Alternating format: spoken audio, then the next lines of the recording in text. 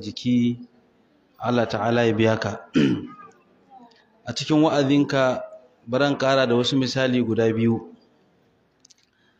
da kai maganan wata ta iya zuwa gidan biki ta nuna cewa ita bazaura ce ma ce aure ba. Wannan yana daga cikin sharrin wasu daga cikin mata waɗanda ba su zuwa makaranta. Wata ta iya kashe aurenta ma saboda ta ga wanda take so ta aura ta daga ranges ma mijinta sai ya sake ta saboda ta auri wancan. Wannan yana faruwa a cikin mata. Wani abokinmu alkali yake gaya mu, ya ce an kawo masa kes ɗin wata mata ta aure maza uku, ta ɗayanta mazanta uku. Na ce kamar yaya? Ya ce tana da aure da mijinta na asali na farko, sai ta ce masa za ta je anguwa, amma tana so anguwan da ta yi wata biyu ne, ‘yan uwanta ne a can garin. Saboda haka ta kama hanya ta tafi garin, ta je ta zauna a garin. Kafin ta wata biyu nan ta sake sabon aure.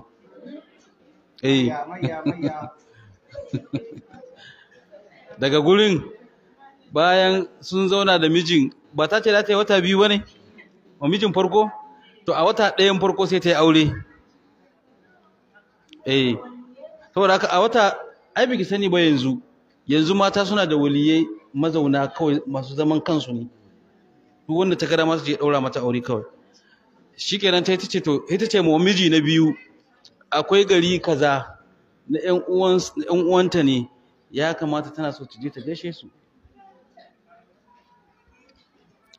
Nan ma ita ma za ta ɗan yi wata ɗaya a gurin tukunna kafin ta dawo gida. Ya ce babu laifi ki je.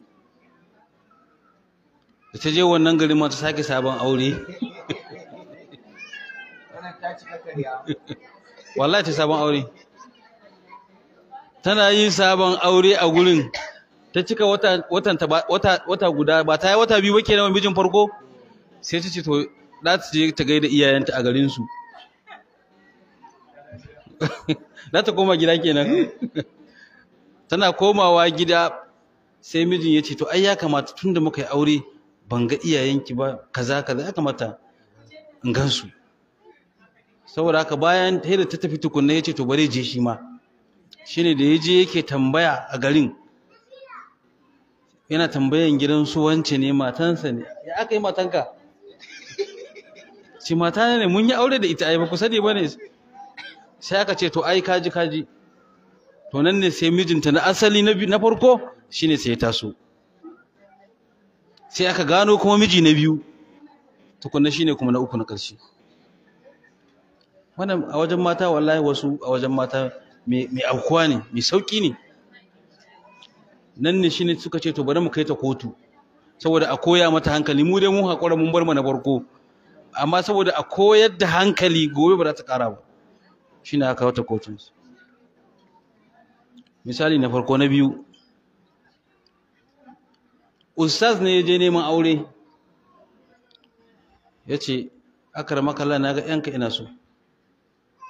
Sai mai gidan ya ce to babu laifi, in kun shirya kun daidaita shi kenan,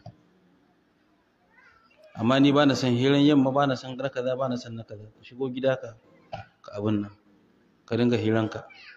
Ya ce to shi kenan babu matsala. Sai zai ci gaba da zuwa hira. A ƙarshe dama mutumin yana da amarya. Sai aka ce to tunda haka ne ku ringa hira mana a ɗakin amaryan kawai. Ashe amaryan tana kallon ustaz.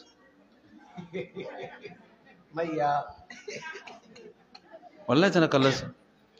Sai wata rana kawai ta ce ni kama wallahi ustaz, dama za ka aure ni, wallahi ni da ina son ka.